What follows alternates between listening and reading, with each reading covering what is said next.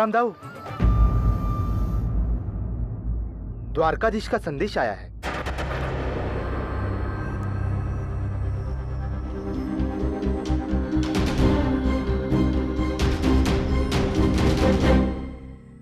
रुक्मिणी, कान्हा का संदेश आया है। वहां द्वारका में सभी तुम्हें खोज रहे हैं, इसलिए हमें शीघ्र अतिशीघ्र द्वारका पहुंचना होगा, अन्यथा विवाह में विलंब हो जाएगा।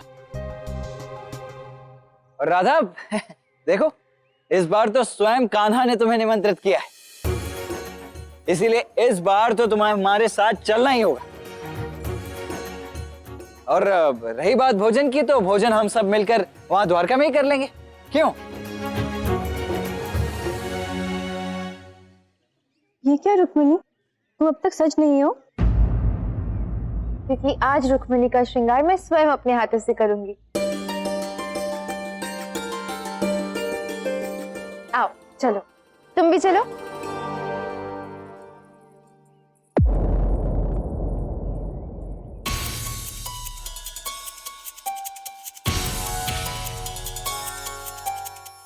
कान्हा, तुम राधा को नहीं बुला सकते तो क्या हुआ, मैं तो राधा को द्वारका ला सकता हूं। तुम कहते हो ना कि नियति ये निर्णय लेगी कि राधा द्वारका कब आएगी, किंतु मैं ये कहता हूं कि ये निर्णय राधा का दाऊ बलराम लेगा और राधा द्वारका आज ही आएगी।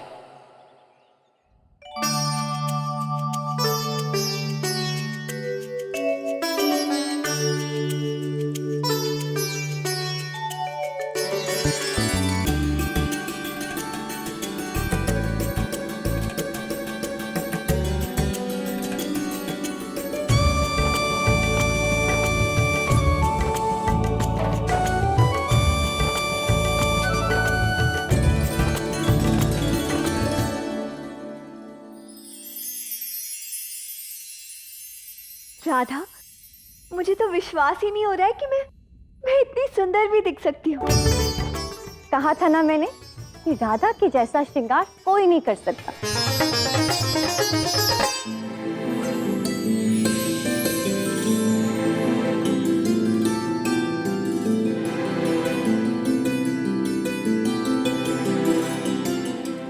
रुक्मिणी जा रही है कुटिला, तुम्हें जो करना है अभी इसी क्षण करो, अन्यथा फिर अवसर नहीं मिलेगा। वो तो मुझे करना ही है अयन।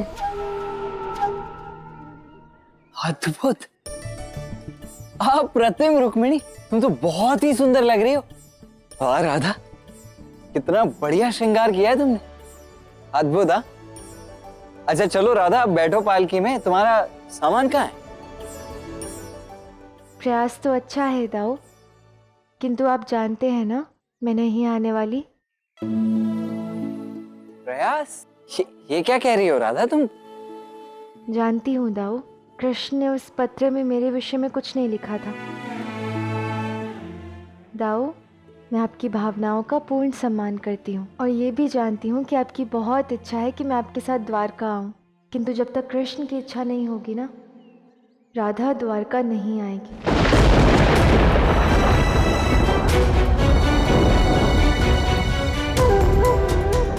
किंतु राधा, मेरा यहाँ आने का उद्देश्य ही तुम्हें साथ ले जाना था। और कृष्ण ने तुम्हें नहीं बुलाया तो क्या हुआ? मैं उनकी होने वाली अर्धांगिनी हूँ, उनका आधा अंग। मैं तुम्हें आमंत्रित कर रही हूँ, तुम चलो हमारे साथ। रुक्मिणी, तुम्हारी उदारता और स्नेह के लिए बहुत बहुत धन्यवाद,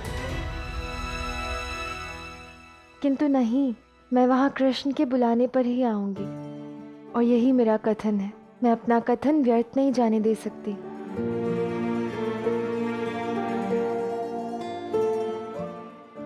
दाऊ, आप सभी को मेरा प्रणाम। अभी मेरी पूजा का समय हो गया है, मुझे जाना होगा। तुमसे मिलकर बहुत बहुत अच्छा लगा रुक्मिणी। ध्यान से जाना और आनंद से विवाह करना। मैं चलती हूँ। धन्यवाद राधा।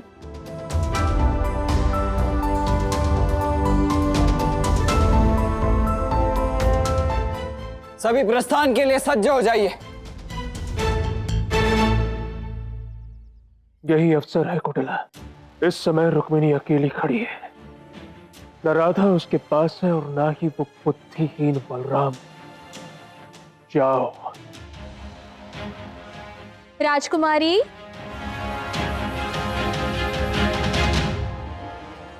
अपनी सखी कुटिला से विदा नहीं लेंगी?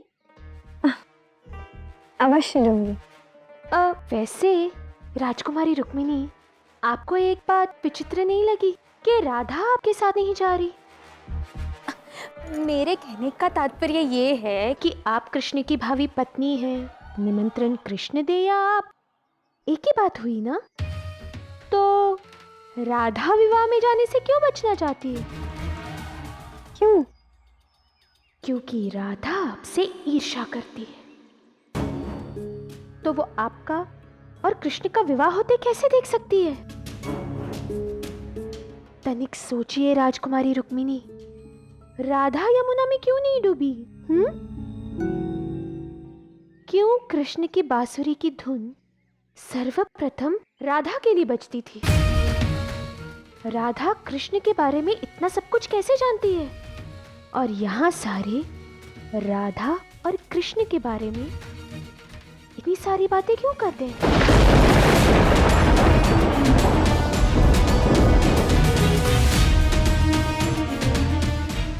तो रुक्मिणी, समय हो चुका है, इसीलिए बैठो पालकी में और शीघ्र चलो।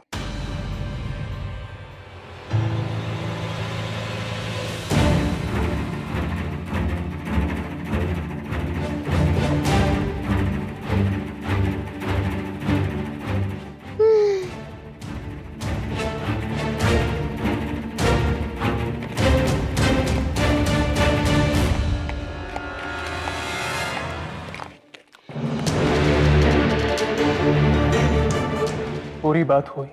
नहीं, किंतु संदेह के लिए एक बीज ही पर्याप्त है जो मैंने बो दिया है। अब रुक्मिणी जैसी भोली भाली कन्या के मन में ये संशय का बीज एक विशाल वृक्ष का रूप ले लेगा, जिसकी जड़ें राधा और कृष्ण के जीवन को हिलाकर रख देंगी। अब केवल इस वृक्ष के फलों की प्रतीक्षा है अयन।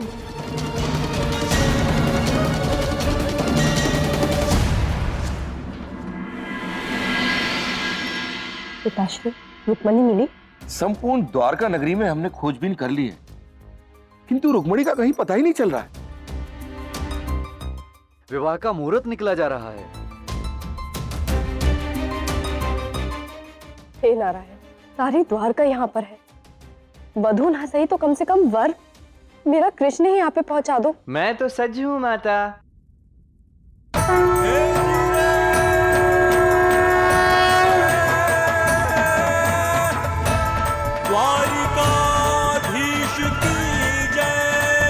कृष्ण, तुमने कहा था रुक्मिणी यहाँ पे समय पे पहुंच जाएगी, किंतु वो तो अभी तक आई ही नहीं। अभी तो उसको सच भी होना है और विवाह का मुहूर्त निकला जा रहा है। मैंने आपसे कहा था आप निश्चिंत रहिए, रुक्मिणी समय से पूर्व ही आ जाएगी। वो तो सज्ज भी हो चुकी है।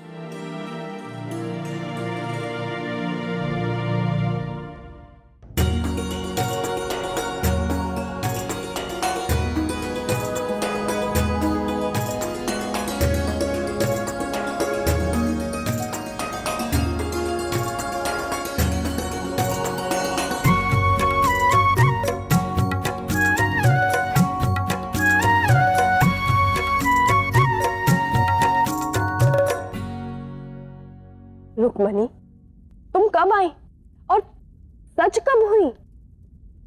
जी, मैं रेवती भाभी के साथ बाहर गई थी। सच, आज तुम बहुत सुंदर लग रही हो। सत्य में आज हमारी पुत्र वधू अत्यंत सुंदर लग रही है।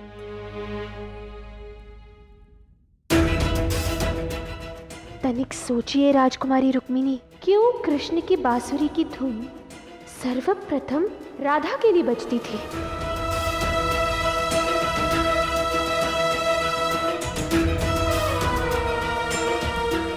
सारी द्वारका इस विवाह की प्रतीक्षा में है। चलो जयमाला से आरंभ करते हैं।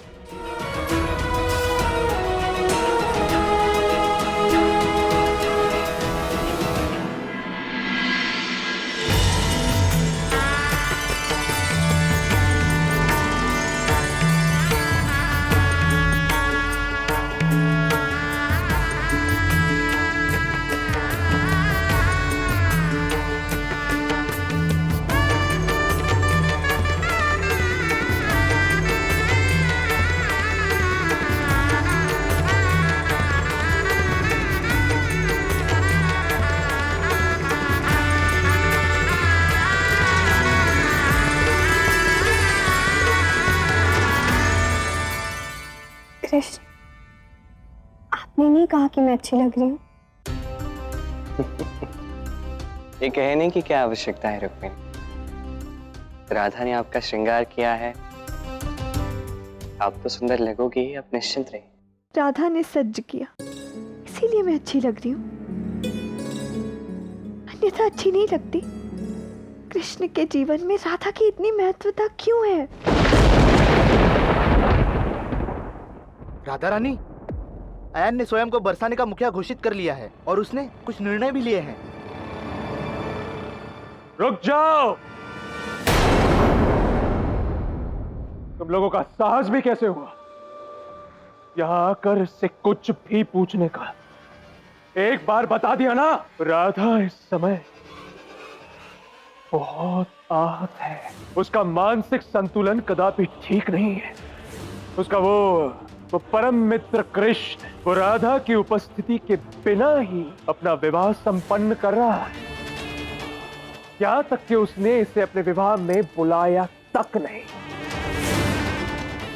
बस अब वो और दुख नहीं सह सकती। अब ये सारे दायित्व मैं संभालूंगा। क्यों राधा, सत्य कह रहा है ना अयन?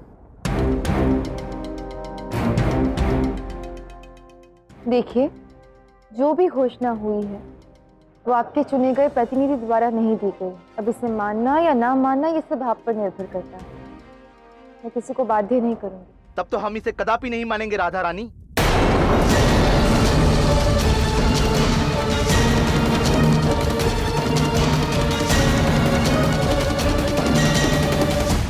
ये तुमने अच्छा नहीं किया राधा।